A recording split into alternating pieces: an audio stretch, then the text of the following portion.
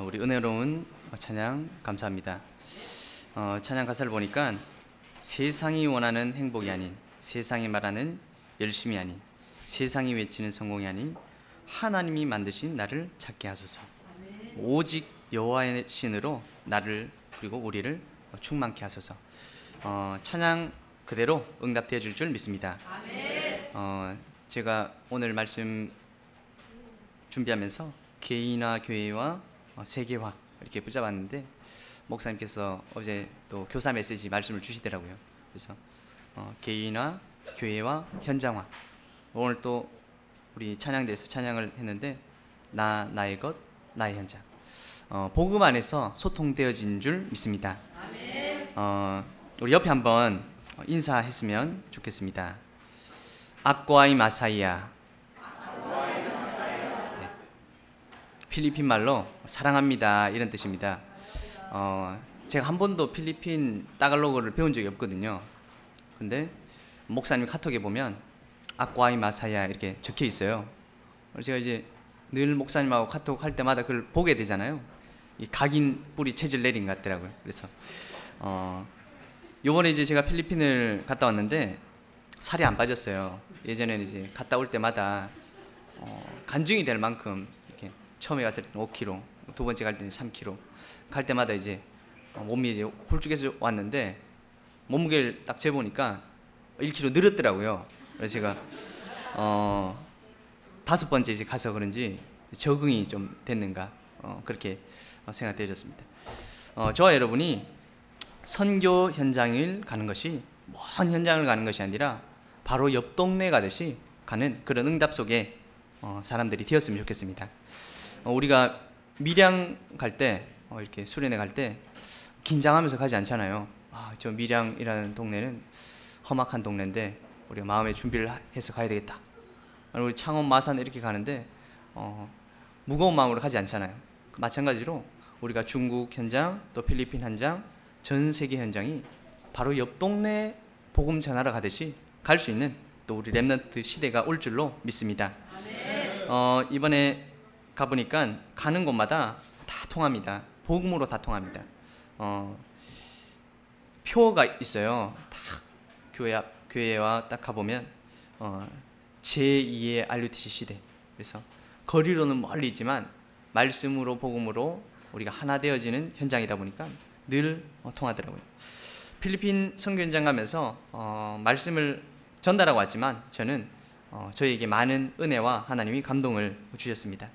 3군데 청소년 신학원 그리고 신학교 이렇게 탐방을 갔는데 렘넌트들이 일어나고 있고 또 현지인들이 일어나고 있고 그리고 복음 가진 복음 엘리트를 준비하고 있습니다. 그 중에 이제 키가 미션홈이었어요. 이제 필리핀이라는 현장에서 삶을 함께 나누고 24시 함께하는 그 응답을 받고 있었습니다. 그래서 한 학교에는 10시가 되니까 찬양이 학교가 떠나갈 만큼 크게 아주 크게 이제 찬양을 하길래 저는 콘서트가 벌어지나 하면서 이렇게 나갔는데 복도에 아무도 없는 거예요. 그래서 저는 찬양을 하는 줄 알았는데 mp3를 이렇게 크게 틀어놓고 있었어요. 방마다 렘넌트들이 앉아가지고 기도하고 있는데 보니까 10시에 잘 준비를 한다 하더라고요. 그래서 찬양을 한 10분 정도 틀어놓으면서 그날 있었던 일들을 생각하고 또 말씀을 묵상하고 잘 준비를 하면서 렘넌트들이 저녁 시간을 하나님께 또 말씀 안에서 함께하는 응답을 누리고 있구나 확인하게 됐습니다. 그리고 5시에는 또 일어나가지고 호흡 기도도 하고 성경 읽기도 하고 30분 정도 그렇게 하고는 또 오늘의 말씀을 받고 자기가 있는 학교 현장으로 인도받습니다.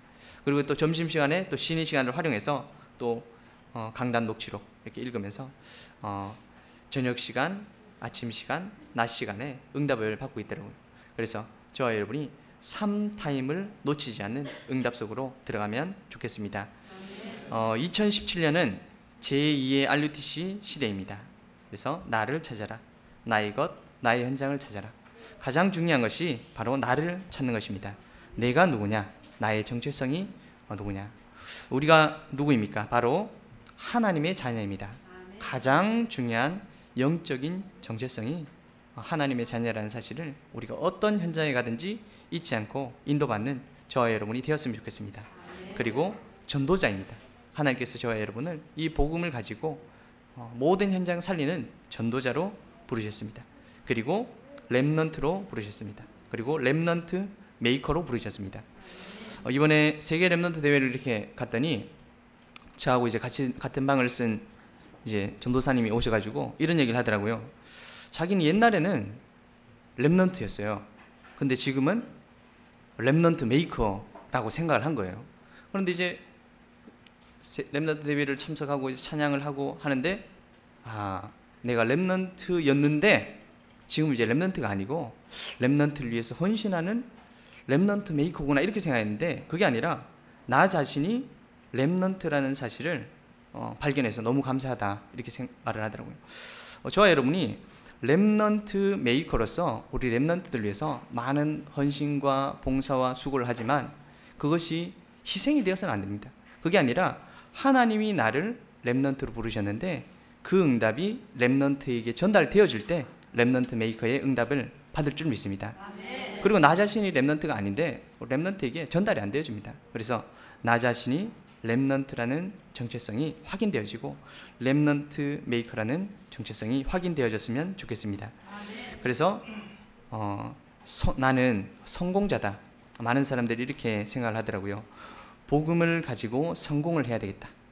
복음을 가지고 잘 돼가지고 성공을 해야 되겠다. 이렇게 생각하는데 그것이 아니라 복음 가진 것이 성공인 줄 믿습니다. 그렇기 때문에 저와 여러분은 참 이 세상의 성공자인 줄 믿습니다. 우리 찬양 그대로 그 고백이 나의 고백이 되어질 줄 믿습니다.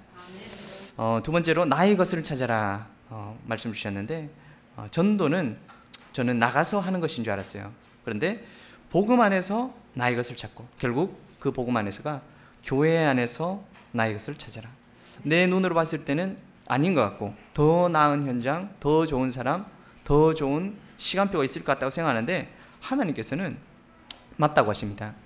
아나니아에게 사도 바울에게 핍박자 바울에게 찾아가라 하니까 하나님 저 사람은 소문이 좋지가 않습니다. 저 사람은 지금 명을 받고 와가지고 예수님 믿는 사람들을 죽이는 사람입니다. 이렇게 얘기하니까 하나님께서는 아나니아에게 택한 나의 그릇이라고 말씀하셨습니다.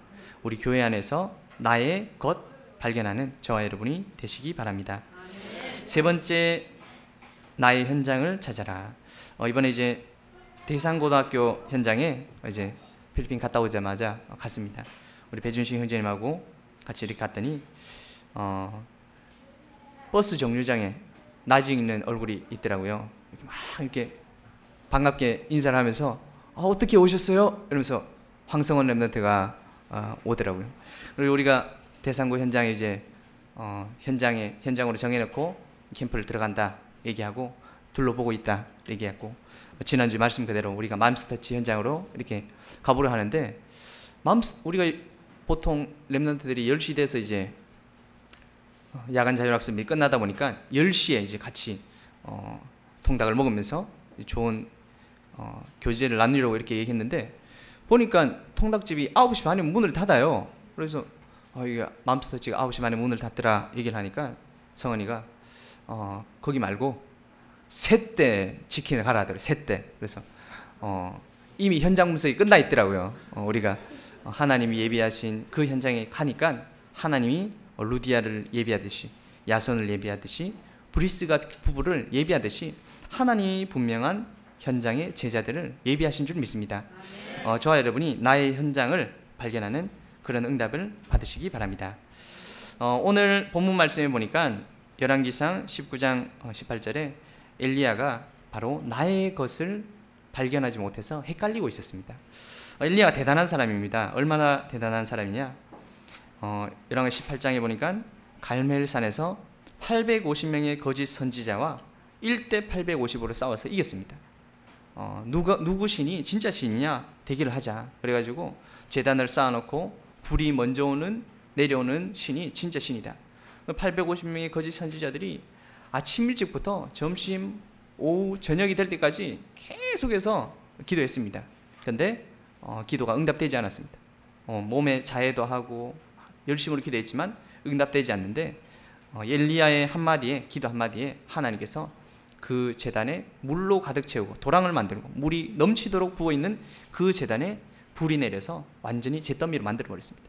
그러니까 그 모든 거짓 선지자들을 이스라엘 민족들이 보고, 백성들이 보고 죽이고, 그리고 엘리야가 진짜 선지자, 하나님이 진짜 하나님이구나 이렇게 고백하게 됐어요. 엘리야가 기도를 하니까 3년 6개월간 비가 안 왔습니다. 엘리야가 기도하니까 3년 6개월 만에 비가 왔습니다. 그리고 엘리야가 그 3년 6개월 동안 사르밧 가부 집에 갔었죠.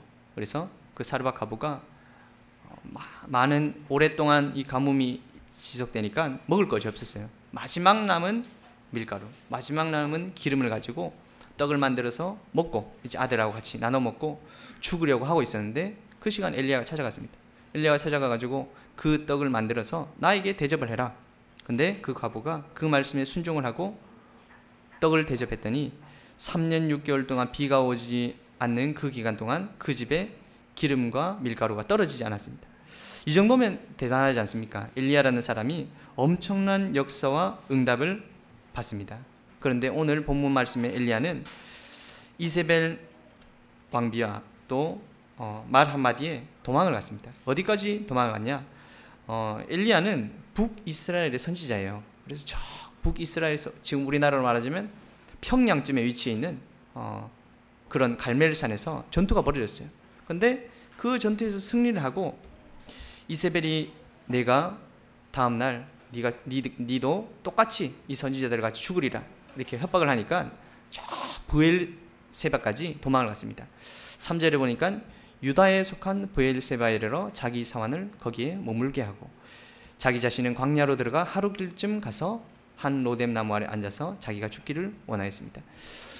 브엘세바는 우리나라로 말하자면 제일 남단입니다. 땅끝 해남. 북이스라엘 선지자가 땅끝 브엘세바에까지 와서 거기에 사환을 숨겨놓고는, 사환을 놔두고는 자기 혼자 숨어서 광야로 하루길쯤 더 갔습니다. 왜냐? 이 사환이 혹시 자기가 어디 갔는지 알까봐, 또 그것을 말할까봐 두려웠겠죠. 그래서 도망갔는데 하나님께서 천사를 보내서 떡과 한 병 물을 주시고는 힘을 얻고 40주 40야를 하나님의 산 호렙산으로 갔습니다. 이 호렙산은 하나님의 언약을 주신 신의 산입니다. 저와 여러분이 하나님이 주신 말씀, 또 하나님이 주신 언약을 회복하는 그런 응답을 받았으면 좋겠습니다.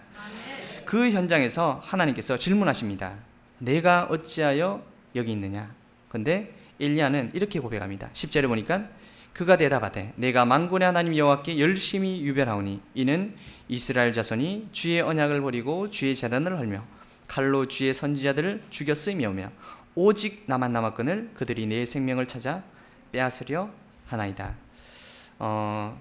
이것이 엘리야에게 각인 뿌리 체질되어진 부분입니다.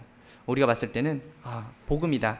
그런데 엘리야는 엄청난 복음을 했지만 그 속에 각인 뿌리 체질된 것이 종교, 선행, 봉사였습니다.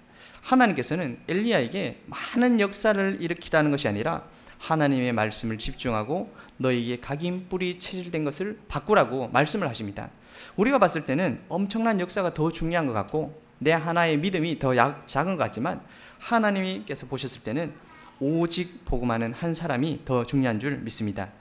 사도행전 1장 8절에 보니까 오직 성령이 너희에게 임하시면 너희가 증인이 되리라. 1장 14절에 보니까 오로지 기도하였다고 말씀했습니다. 하나님이 한 번 더 질문하십니다. 바람 가운데도 지진 가운데도 불 가운데도 계시지 아니하고 세미한 소리로 한 번 더 물으셨습니다. 내가 어디 있느냐?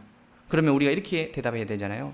하나님이 부르신 이 자리에 있습니다. 하나님이 하시면 됩니다. 하나님이 지금까지 해오셨던 것처럼 말씀으로 역사하시면 지금 아합의 왕 또 이스라엘 모든 민족을, 전 세계 모든 사람을 바꿀 수 있습니다. 이렇게 고백해야 되잖아요. 근데 엘리야는 각인 뿌리 체질된 그대로 똑같이 대답합니다. 10절의 대답과 14절의 대답이 하나도 다르지 않게 똑같이 얘기합니다. 우리도 이렇게 생각합니다. 복음을 가지고 왜 이럴까? 하나님께서는 복음의 각인 뿌리 체질을 하라고 하십니다. 그런데 우리는 나에게 각인 뿌리 체질된 것을 버리지를 못합니다. 하나님이 원하시는 오직 복음에 응답받는 저와 여러분이 되시기 바랍니다. 그리스도가 아니라 오직 그리스도, 복음이 아니라 오직 복음의 응답을 받기를 바랍니다. 하나님의 관심은 많은 사람에게 있지 않으시고 한 사람에게 있습니다. 오직 복음하는 한 사람, 오직 복음하는 한 팀을 쓰십니다. 가나안 정복을 누가 했냐? 바로 여호수아 갈렙 두 사람이 그 응답을 받았습니다. 그래서 나의 정체성을 발견하는 그 응답 속으로 들어가는 저와 여러분이 되시기 바랍니다. 개인화의 응답, 나의 정체성을 발견하면 어떻게 되냐? 바로 교회와의 축복이 오게 됩니다. 그것이 바로 제자입니다. 나의 미션을 발견하면 제자들이 발견되어지고 세워지게 됩니다. 첫 번째로 엘리사입니다. 이 사람은 아벨 모홀라라는 지역의 사람입니다. 우리나라로 말하면 촌동네입니다. 시골입니다. 그런데 하나님께서는 중요한 지명, 역사적으로 많은 일이 있었던 일에 사람을 부르신 것이 아니라 아벨 모홀라 현장에서 엘리사를 부르셨습니다. 저와 여러분이 우리 진영 임마누엘 교회가 시골이 아닌 줄 믿습니다. 하나님이 역사하시면 그 시대를 바꾸는 그런 응답이 일어납니다. 엘리사는 12결의 소를 버리고 농기구를 불태우고 지명수배자 엘리야를 따라갑니다. 두 번째 제자는 오바댜입니다. 여러분이 잘 아시듯이 이 사람은 아합 왕의 국내 대신입니다. 중직자입니다. 어떻게 보면 교회 안에서도 중요한 역할을 하면서 현장 세상에서도 중요한 역할을 하는 사람입니다. 우리 중직자 여러분이 오바댜와 같은 그런 응답을 받기를 바랍니다. 아합 왕이 핍박을 하고 선지자들을 죽일 때 50명씩 숨겨서 100명의 하나님의 선지자들을 숨겼습니다. 그리고 아합 왕과 엘리야의 대결을 주선했습니다. 이 소통하는 중직자의 역할인 줄 믿습니다. 세 번째 제자는 사르밧 가부입니다. 우리가 봤을 때는 아주 작은 헌신을 한 것 같지만 하나님께서 보셨을 때는 가장 큰 헌신을 한 사람입니다. 마가복음 12장에 보니까 예수님께서 두 렙돈 헌금한 과부를 보시면서 많은 돈을 헌금한 부자보다 이 과부가 더 많은 돈을 헌금했다고 말씀하십니다. 우리의 금액이 아니라, 크기가 아니라 하나님의 나에게 보시는 중심, 나의 마음, 그래서 교회 중심, 복음 중심, 그리스도 중심의 저와 여러분이 되었으면 좋겠습니다. 이 보면서 나의 미션을 발견해야 되는구나. 우리는 엘리사 같은 응답, 아니면 엘리야 같은 응답을 받기를 원합니다. 그런데 하나님께서는 엘리야 같이 되라고 하신 것이 아니라 하나님이 나에게 주신 나를 찾아라, 하나님이 나에게 준비하신 나의 것을 찾아라 말씀하십니다. 그러면 그것을 찾은 사람은 역할을 엘리사를 하든지 오바댜를 하든지 사르밧 가부를 하든지 7천 제자가 되든지 그 속에서 최고의 행복과 응답을 누릴 줄 믿습니다. 저는 잘 못하는 것들이 몇 가지 있는데 이제 미술을 잘 못합니다. 그러다 보니까 옷을 잘 못 입어요. 제가 한 번은 위에 이제 초록색 옷을 입고 청바지를 입고 이제 신발을 빨간 신발 신고 갔어요. 그러니까 이제 저는 이제 기준이 뭐냐, 색깔이 기준이 아니고 이제 제일 편한 복장으로 입고 간다고 이렇게 입고 딱 갔는데 저는 이제 편하니까 뭐 WRC나 뭐 이렇게 차를 타고 오래 가야 되고 이러니까 아주 이게 편하게 누리려고 이렇게 딱 입고 갔는데 아무도 얘기를 안 해주더라고요. 아무도 얘기를 안 해주는데 우리 중고등부 랩런트들께서 이렇게 팩트 폭력을 한 번씩 날리십니다. 옷이 왜 그러시냐고. 이제 제가 내가 잘못 입었구나 이렇게 생각하면서 생각을 합니다. 그리고 또 제가 가장 이제 최근에 좋은 기술 중에 내비게이션이 너무 감사해요. 왜냐하면 저는 방향치거든요. 동쪽으로 갔다가 오른쪽 갔다가 왼쪽으로 갔다가 한번 돌아버리면 여기가 어딘지 잘 모르겠거든요. 근데 내비게이션 딱 치면 목적지만 치면 내가 원하는 현장에 어딘지 갈 수가 있습니다. 근데 저에게 만약에 패션 디자이너가 되어라, 아니면 운전을 전문하는 사람이 되어라 그러면 어렵겠죠. 근데 하나님께서 그것을 하라는 것이 아니라 나의 것을 발견할 때 하나님이 나에게 주신 그 응답을 받을 줄 믿습니다. 저는 류 목사님 메시지를 들으면서 나도 류 목사님처럼 되어야 되겠다 이렇게 생각했어요. 그래서 류 목사님은 늘 500명, 1000명, 기준이 500명, 1000명입니다. 그래서 저도 나도 전도자가 되고 전도사가 되면 500명, 1000명이 되는구나. 나의 목표는 500명이다. 근데 10년이 지금 지났는데 절대 그런 일이 안 일어나더라고요. 그러다 보니까 고민이 되는 거예요. 나는 왜 안 될까? 나는 왜 다른 사람들처럼 영접운동 일어나고 제자가 일어나고 다락방이 일어나고 교회화 되어지고 막 이렇게 되어지면 좋겠는데 안 될까?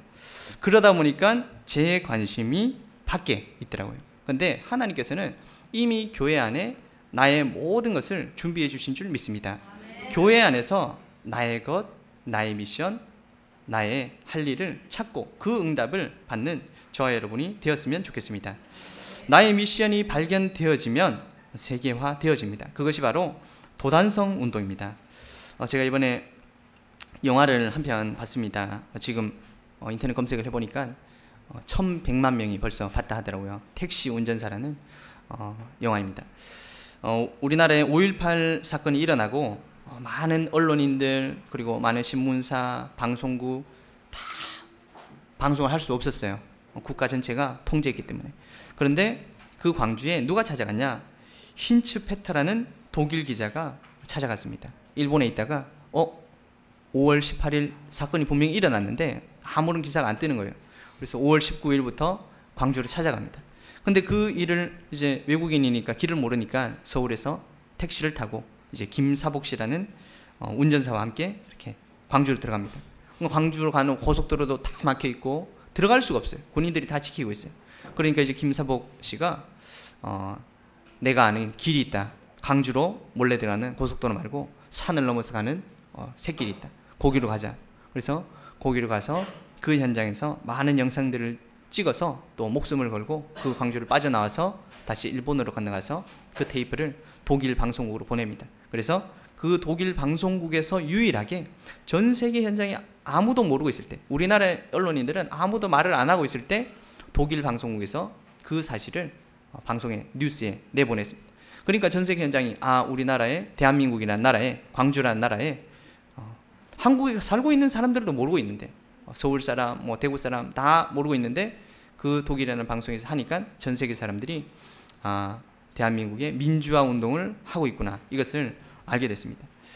또 우리 부산 마산에 보니까 부마 학생 운동 있었다 하더라고요. 그래서 중요한 민주화 운동에 응답을 이렇게 받았는데 제가 보니까 5.18 운동보다 그리고 부마 학생 운동보다 중요한 운동이 있습니다.